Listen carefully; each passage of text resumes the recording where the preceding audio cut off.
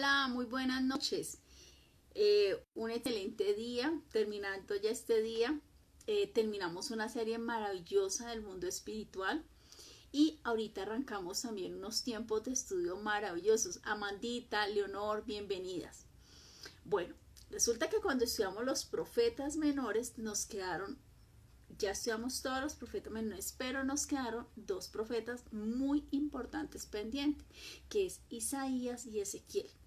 No fue al azar porque lo que Dios programa y Él hace es perfecto. Son dos profetas que son muy importantes y son libros muy extensos. Estamos hablando que Isaías tiene 66 capítulos. Lina, muy buenas noches. Entonces vamos a tomarnos el tiempo de estudiar, de repasar, de conocer bien en profundidad Isaías y Ezequiel. Es muy importante, ya habíamos visto anteriormente a Daniel, porque esto nos va a permitir tener la formación que necesitamos para cuando lleguemos a estudiar Apocalipsis.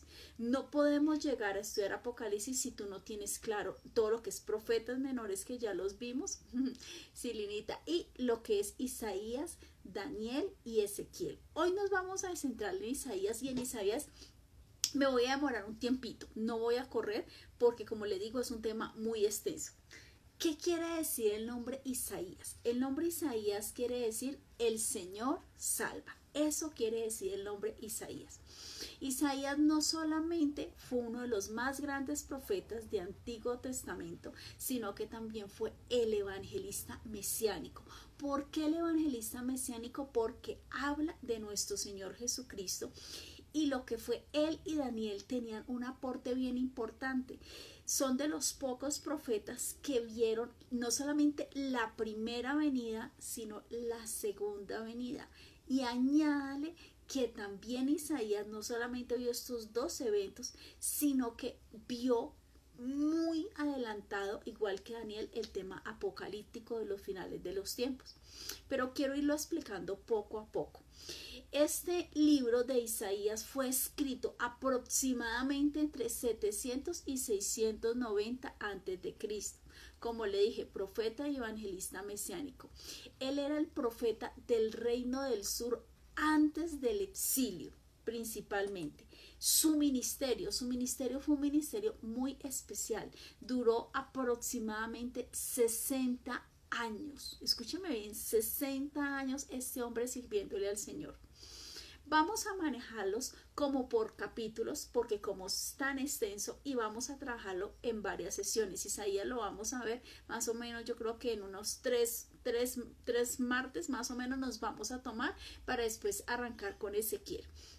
Del capítulo primero al capítulo 39 habla específicamente de todas las advertencias que hace Isaías a Israel acerca del juicio que vendría.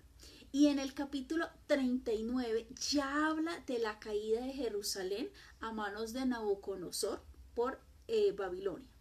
Y habla del exilio del pueblo. Y en el capítulo 40 al 66 son ya prácticamente, fueron los últimos años de vida del profeta, y ahí se cumple todo lo que es la parte de la esperanza. Ya le voy a explicar. Cuando hablamos de Isaías, ¿cómo encontramos la presencia del Espíritu Santo? Es el que unge al Mesías que se derrama sobre Israel. Y como ¿qué figura encontramos a Jesucristo en la escritura de Isaías? Jesucristo es el príncipe de paz. Eso lo encontramos en Isaías 9:6 y habla de Emmanuel, Dios con nosotros. Mire, esto es muy lindo. Dice, porque un niño nos es nacido, hijo nos es dado, y el principado sobre su hombro, y se llamará su admirable consejero, su nombre admirable, consejero, Dios fuerte, Padre eterno y príncipe de paz. Ahí está hablando Isaías de la primera venida. Pero encontramos también en el mismo texto, de una manera maravillosa, mucho más adelante, que habla en el versículo 7 de la segunda venida, Lo dilatado de su imperio y la paz no tendrá límite. Sobre el trono de David, sobre su reino, disponiéndolo y confirmándolo en el juicio y en justicia, desde ahora y para siempre, y el celo de Jehová de los ejércitos. La primera venida habla de nuestro Señor Jesucristo, que nace en Belén y nace en un pesebre. Y la segunda venida nos está hablando cuando Él regrese ya como rey y todas las naciones lo vayan a adorar. Habrá la guerra de Armagedón, que más adelante le voy a explicar en todo lo que va a ocurrir. Y más adelante también viene el tiempo del milenio, que es el tiempo donde el Señor reinará. Eso se lo voy a explicar. Isaías 7:14, una cita súper importante. Si estás tomando nota, toma nota de esta cita también. Isaías 7:14. Por tanto, el Señor mismo os dará señal. He aquí la Virgen concebirá y dará a luz un hijo y llamará su nombre Emmanuel. También encontramos las citas donde habla del anticristo, Isaías 10:27, y acontecerá en aquel tiempo que su carga será quitada de tu hombro y su yugo de tu cerviz, y el yugo se pudrirá a causa de la unción. Esa unción que habla que va a llegar es nuestro Señor Jesucristo, y todo lo que dice que es el tiempo donde hubo una carga o un yugo, hubo toda una situación, está hablando del tiempo del anticristo. Mire todo lo que implica Isaías. Isaías tuvo una visualización de los tiempos. Imagínense que Isaías está ubicado más o menos, como le decía al principio, entre los 700, 690 antes de Cristo. No solamente vio la primera venida, vio la segunda venida, vio los tiempos después del milenio, vio la venida del anticristo. O sea, estamos hablando de un tema profético a una profundidad y una escala de más de 2000 y pico de años. Y esto es maravilloso. ¿Quién es nuestro Señor Jesucristo? Emmanuel, el único que puede restablecer la relación armoniosa del ser humano con el Creador. Está dividido el mensaje de Isaías en dos partes. La primera en un juicio y la segunda en esperanza. Cuando vamos a ver la primera parte en juicio, iniciemos por allí. ¿Por qué en juicio? Porque el Señor le habla a través de su profeta. Israel le habla al pueblo y le dice que tiene que entrar en tiempos de arrepentimiento, si no viene la cautividad y va a destruir al pueblo. ¿Qué estaba viviendo en ese momento la iglesia como tal, o el pueblo como tal? Perdón, la palabra correcta es el pueblo como tal. Idolatría, degeneración moral, degeneración política, rebeldía e injusticia. ¿Le parece similar a lo que estamos viendo en estos tiempos? Claro que sí. Entonces él habla de que viene un tiempo de castigo, que ese tiempo de castigo es necesario, que será como un fuego purificador que acabará con todo lo que es indigno en Israel. Y viene también la segunda parte, después del juicio que anuncia Isaías, viene la segunda parte, que es la parte de la esperanza. Dice que Isaías trae un mensaje de esperanza, de consolación para el pueblo que fue llevado al cautiverio. El pecado será perdonado y algunos judíos regresarán a Jerusalén. Está hablando no solamente cuando pasaron los 70 años que habla Daniel, cuando abre los rollos y aquí dice en la escritura que después de este tiempo regresaremos. No se refiere solamente a ese regresar en la época de Daniel, se está refiriendo a la nueva Jerusalén. Imagínense, ni siquiera ha ocurrido en este momento la segunda venida del Señor, donde Él llegue y se siente el Señor en su trono y reinará allí. Y habrá la nueva Jerusalén con un remanente de todas las naciones, personas que se hayan arrepentido y que verdaderamente amen y quieran volver al Señor. La nueva Jerusalén es donde todas las naciones vendrán y aprenderán la justicia de Dios, produciendo un tiempo de paz, de armonía y de justicia de todas las naciones. Está hablando del milenio. Entonces vio primera, segunda venida, vio tribulación, el anticristo, vio el regreso del Señor y vio el tiempo milenial. Perdóneme la expresión. Isaías vio todo, incluso lo que nosotros aún estamos esperando. Ese era el nivel de este hombre de Dios.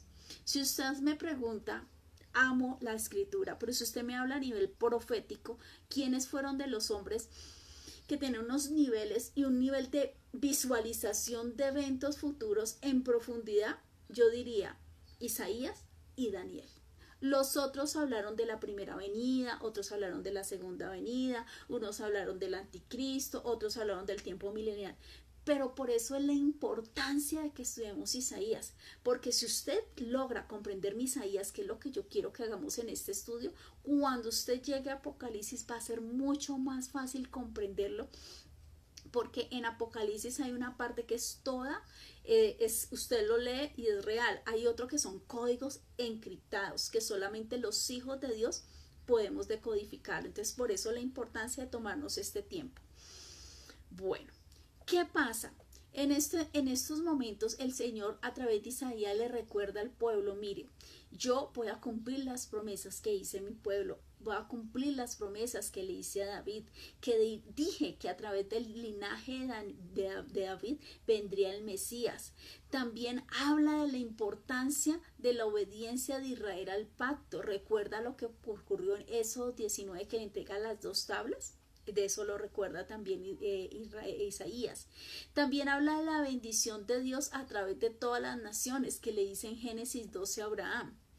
Y hay una parte que a mí me parece súper hermosa y hoy la quiero explicar, que es Isaías 6, cuando el Señor le hace el llamamiento al servicio a Isaías.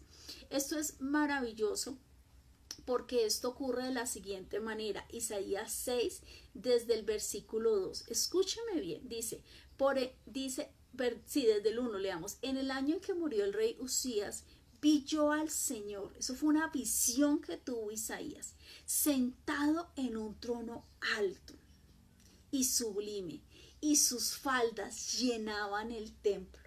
O sea que Isaías estuvo en la presencia del Señor. Y mire lo que dice, por encima de él, del trono y de las faldas del Señor, esto es hermoso, habían serafines. Los serafines tenían seis alitas, 2 cubrían su rostro, 2 cubrían sus pies y con otros 2 volaban. Ahí están las 6 alitas. El uno al lado del otro daban voces diciendo, don Jairogo, buenas noches, estamos hablando de Isaías. Decía, santo, santo, santo, Jehová de los ejércitos, toda la tierra está llena de su gloria. Estamos hablando de que Isaías estuvo en la presencia del Señor, vio el trono de Dios, vio las faldas de nuestro Señor en el templo y vio los serafines adorándolo, porque siempre han existido desde una eternidad los serafines y su adoración. En el versículo 6 ocurre algo maravilloso. Y voló hacia mí uno de los serafines, dice Isaías, teniendo en su mano un carbón encendido, tomado del altar con unas tenazas, y tocando con él sobre mi boca. Dijo, he aquí que esto tocó tus labios, y es quitada tu culpa, y limpio tu pecado. Después oí la voz del Señor que decía, ¿a quién enviaré? ¿Y quién irá por nosotros? Entonces respondí, yo, heme aquí, envíame a mí, dice Isaías. Y dijo, anda, y di a este pueblo, oíd bien y no entenderás. Ved por cierto, mas no comprenderás. ¿Qué está hablando? De que la santidad que viene de Dios. Él dijo, me van a poner este carbón, me van a quemar, literalmente, pero no era para destruirlo, era para purificarlo de su pecado. Recuerde que aún no había llegado nuestro Jesucristo, nuestro Mesías, nuestro Salvador. Él se encuentra en Antiguo Testamento. Entonces él necesitaba que Isaías fuera a dar la palabra de todo lo que iba a venir, primera, segunda venida, tiempo milenial, anticristo, todo, pero necesitaba. Siempre Dios puede trabajar con personas que tengan nivel de santidad. Dice la palabra, sin santidad nadie verá a Dios. Entonces Dios lo envía a realizar una tarea muy difícil a Isaías, que era anunciar el juicio venidero. Acuérdese que ese juicio incluye el juicio, pero también hay una parte que es la esperanza. Pero debido a que Israel había llegado a un punto sin retorno, sus advertencias tendrían un efecto paradójico y el pueblo empezó a endurecerse. Esto es un ejemplo muy sencillo. Yo no sé si usted una vez ha tenido, Dios no lo quiera, un familiar, un conocido, un amigo, una persona que está en un proceso que no quiere o dejar, un ejemplo, la marihuana, la cocaína, o no quiere dejar la botella de alcohol, o trabaja en sicariato, o está en narcotráfico, está, como dicen las personas, andando en malos caminos, como dice la palabra, hay caminos que al hombre le parecen buenos, pero que son de muerte. Y usted lucha y le aconseja, mira, salte de esto no trae bendición, te van a matar, esto acaba contigo, mira, y tú, perdonen la expresión, usted se le acaba la saliva, las rodillas, el ayuno y la oración y la gente no quiere escuchar. Algo así le estaba pasando al pueblo de Israel.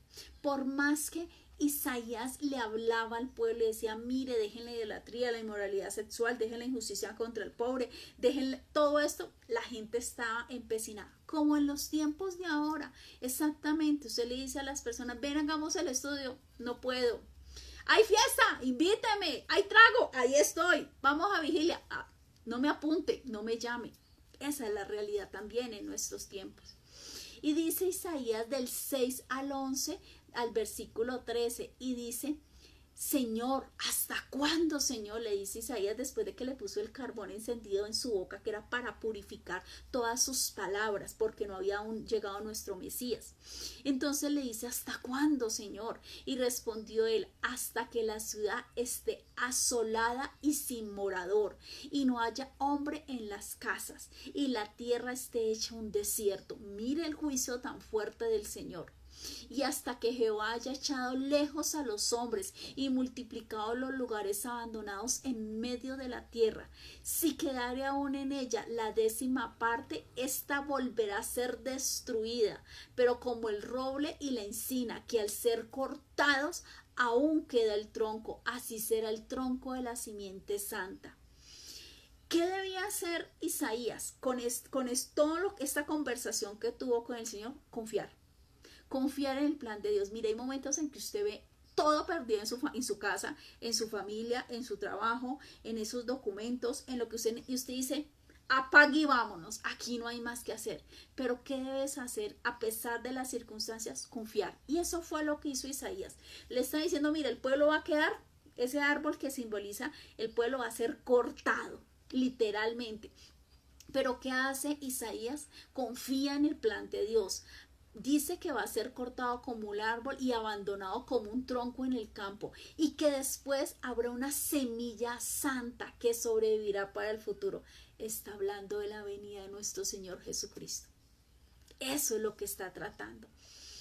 También encontramos del capítulo 7 al 12 que habla de esa semilla santa que vendrá, que liberará de la opresión, que es Emmanuel, Dios con nosotros, y que Él va a ser un nuevo rey, que va a traer un nuevo orden mundial, pero no la paz como la del hombre, sino como la puede dar solamente nuestro Señor, que es una paz verdadera, que gobernará a una nueva Jerusalén y traerá justicia no para algunos, sino para todos. Emmanuel, Él libera al pueblo de Dios de los imperios violentos y opresores. Es la semilla santa que nos acabó de hablar en el capítulo 6. Él es un retoño nuevo que surgirá del viejo tronco de la familia de David. Él gobernará sobre la nueva Jerusalén, traerá justicia a los pobres, y todas las naciones buscarán la guía de este rey mesiánico, y traerá transformación, trayendo una paz verdadera y llena de amor y de justicia. Esto ni siquiera ha ocurrido. Estamos esperando la segunda venida, y ya Isaías hablaba no solamente de la primera, de la segunda, del milenio, del anticristo, sino de todo lo que apenas va a acontecer. Mira lo que era este hombre de Dios. En el capítulo 13 al 27, él habla de todo lo que va a ocurrir en ese momento, de la caída de Babilonia, de la caída de Moab, de Asiria, del pueblo filisteo, de Damasco, de Babilonia, de Egipto, de Etiopía y Tiro. Como dice mi mamá, no quedó títere con cabeza, literalmente, porque recuerde que primero Asiria atacó a el pueblo. Y luego viene Nabucodonosor. Y después Nabucodonosor, que era Babilonia, llega el imperio sirio, que es el que le permite a Daniel y al pueblo y a Nehemías ir a reconstruir las murallas y regresar. Pero esa aún no es la Nueva Jerusalén. La Nueva Jerusalén es después del milenio, en la segunda venida de nuestro Señor Jesucristo. En el capítulo 28 al 35 nos habla de todo lo que va a pasar. Le dice, mire, no trate de hacer, le dice al pueblo, Isaías le dice, no trate de hacer alianzas y alianzas con otros pueblos. Acuérdese que el Señor era muy claro, no te unas con otros pueblos porque te van a llevar idolatría. Y dice, tú no vas a ser salvo en tus fuerzas haciendo alianzas. ¿Le parece conocido? ¿Cuántas veces usted y yo hemos tenido un problema y al último que hemos ido a buscar ha sido al Señor? Hemos buscado el banco, hemos buscado el tío, el primo rico, hemos buscado el de gota a gota, hemos buscado todo menos el respaldo del Señor. Algo así estaba pasándole al pueblo. Primero arrancó con una rebeldía, idolatría, trajo unas consecuencias, trajo que fuera cautivo el pueblo durante 70 años. Pero antes de eso ellos trataron de hacer en sus fuerzas, tratar de sostener un equilibrio y aliándose con otros pueblos que Dios no lo acepta. Capítulo 36 viene la invasión de Senaquerib. En el capítulo 37 Judá es librado de Senaquerib. Recuerde que el rey Ezequías se postra ante el Señor y dice, Señor, nos van a acabar, y proclama ayuno y dice, no te preocupes, no va a haber batalla. Y cuando ellos van y se asoman entre el pueblo de Senaquerib, ellos mismos entre ellos se mataron. Y cuando ellos dice que ellos recogieron el botín y que se demoraron aproximadamente 3 días recogiendo el botín. Después habla de la enfermedad de la enfermedad del rey Ezequías, discúlpeme. Y después en el capítulo 39 habla del rey Ezequías, recibe a los enviados de Babilonia. Esto del rey Ezequías yo lo voy a hablar en un próximo capítulo porque tiene una enseñanza tan importante. No solamente lo bueno que hizo este rey, sino cómo se equivocó, cómo fue y le mostró todo lo que tenía hasta el último rincón, el sitio donde estaban las riquezas, y le mostró a todos los babilonios. Isaías le dijo, te equivocaste, ¿cómo se te ocurrió? Este pueblo dentro de un tiempo vendrá a destruirte. Pasaron años, pero la palabra que dijo Isaías fue cierta. Después vino Nabucodonosor y sabía los puntos débiles, conocía la estructura, conocía el sitio, la economía, y acabó con todo. No confíes en todo el mundo, no todo el mundo es digno de confianza y no le abras el corazón a todo el mundo. Eso lo vamos a estudiar. ¿Qué más pasa después de este tiempo? Babilonia ataca, eso lo vemos en 2 de Reyes 24 al 25, y entra la época de exilio. Después del exilio vienen los capítulos 40 al 48. ¿Qué pasa en ese tiempo de exilio? El pueblo regresa, pero Israel no puede volver a confiar en el Señor inmediatamente, a pesar de que vieron que el Señor lo sacó, porque el pueblo es desagradecido y dice, oiga, pero es que nosotros estuvimos exiliados por culpa de nuestro Dios, óigame, perdóneme, por la negligencia, porque Él no nos cubrió.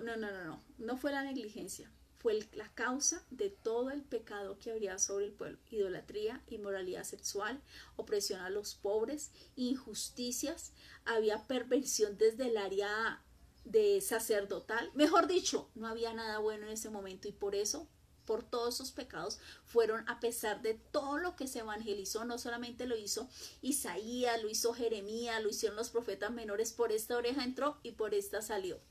Entonces, Él les recuerda que Dios hará algo nuevo, que no sean rebeldes.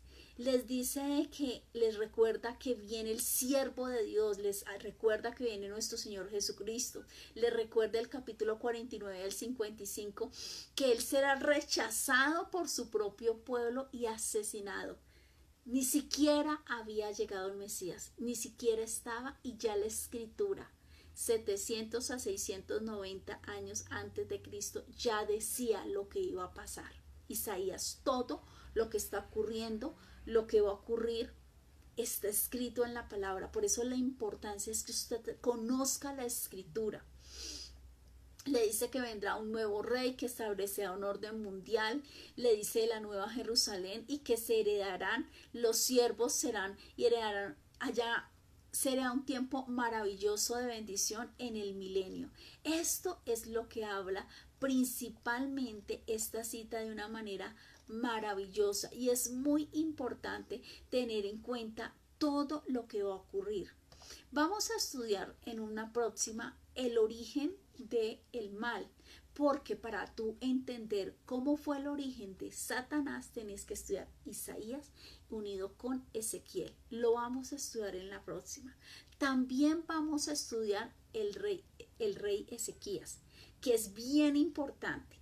Y lo último que vamos a estudiar son las profecías puntuales. Cuando yo empiece a leerlas y usted empieza a darse cuenta que todo, que se dice que ni un hueso será tocado del Señor, ahí está. Toda la precisión y la exactitud de lo que se habla de todo en la Sagrada Escritura. Todo lo que fue escrito se ha cumplido. Y esto es una exactitud en tiempos, en situaciones. Dice también cómo él sería traicionado, cómo iba a ser la crucifixión, habla de sus milagros, habla de la muerte, habla de la ascensión de él, habla de la segunda venida, habla de su mensaje, de su unción, de su deidad, de su encarnación. Absolutamente Isaías habló de todo lo de nuestro Señor Jesucristo. Mire, realmente es una lástima que en las iglesias en este momento no enseñen la palabra, no se enseña. Entonces, las personas piensan, y como no se ha enseñado la palabra, tú no tienes ni la información, ni tienes las citas claras, ni alcanzas a entender todo lo que fue el proceso de redención que hizo nuestro Señor Jesucristo. Por eso la importancia de estudiar. Yo recuerdo que hace algún tiempo X persona escuchó que yo iba a hablar de los profetas menores y me dijo, ¿y eso para qué? Le dije, ¿perdón?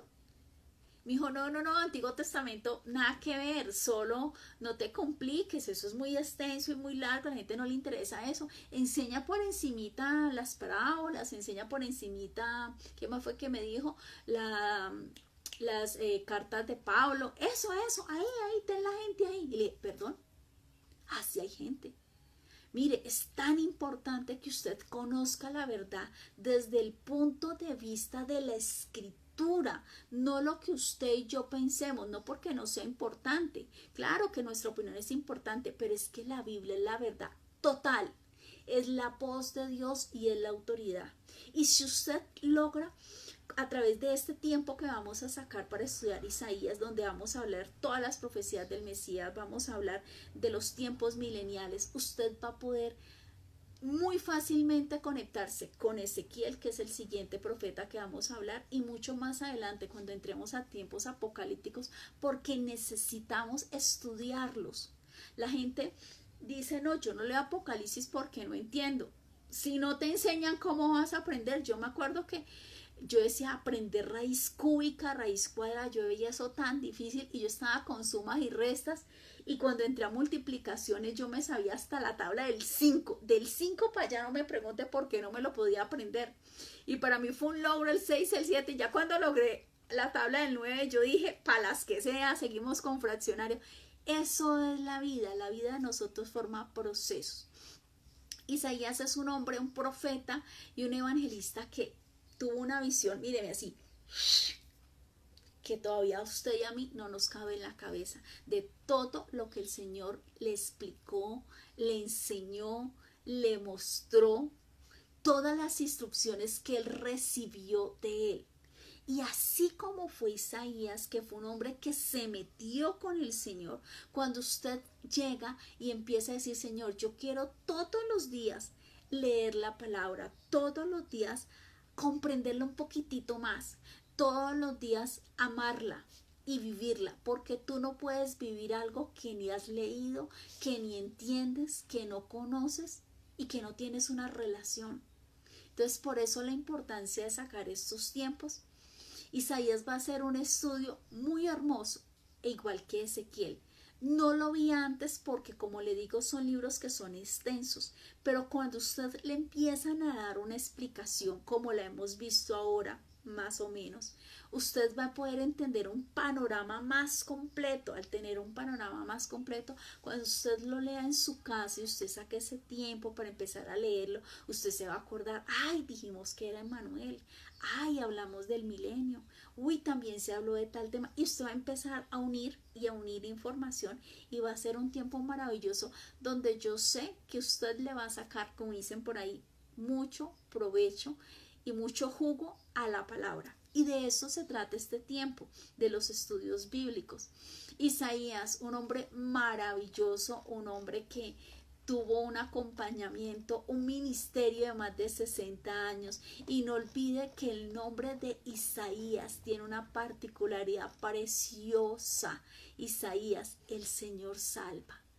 Y este era el tema que hoy teníamos para hoy. En el próximo martes vamos a ver el origen del mal, porque lo encontramos en Isaías y en Ezequiel. Y seguimos con las profecías. Esto va a ser un tiempo muy hermoso. Tome siempre nota de los apuntes. Usted sabe que yo los mando por YouTube. Si quiere volver a escucharla luego, va a ser maravilloso. Comparta este link. Mire, hay tantas personas que desean conocer, aunque sea un poquito de la escritura, y a veces no tenemos un sitio donde vamos, donde nos expliquen, donde nos enseñen. Usted tiene esa posibilidad. Comparta también de lo que ha aprendido un poquito con otros. Es una bendición cuando podemos extender la palabra y todo lo que es el evangelio, las buenas nuevas. Bendigo su vida, bendigo la vida de don Jairo Hugo, de Linita, de Leonor, de Amanda, porque siempre son personas que están ahí. Y el Señor sabe que esos 30 minutos que usted saque para el Señor los martes y los jueves es un tiempo en que usted está buscando la presencia del Señor. Y cuando buscamos la presencia del Señor quiere decir, yo te amo, yo te creo, yo confío en ti y yo quiero caminar en sendas de justicia y verdad y mandamientos. Bendiciones, muy buenas noches, gracias por estar aquí. Nos vemos el jueves. Vamos a empezar con un estudio fabuloso, los nombres de nuestro Señor.